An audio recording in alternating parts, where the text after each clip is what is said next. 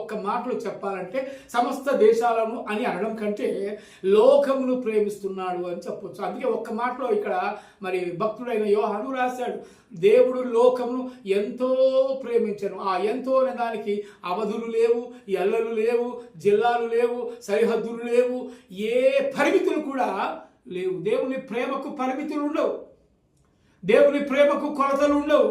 అలాంటి ప్రేమ, ఆ ప్రేమతోనే నిన్ను ప్రేమిస్తున్నాడు, నన్ను ప్రేమిస్తున్నాడు, మనలందరినీ ప్రేమిస్తున్నాడు. ఈ ప్రేమకు తారతమ్య భేదాలు లేవు.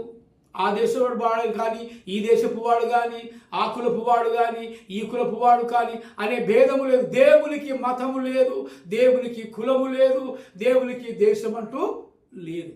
దేవుడు సర్వవ్యాప్తి అయి ఉన్నాడు, సర్వంతర్యామి అయి ఉన్నాడు. కనుక దేవునికి కులము లేదు, మతము లేదు. ప్రియమైన దేవుని బిడ్డలారా, ఆలోచన చేద్దాం. అందుకే ఇక్కడ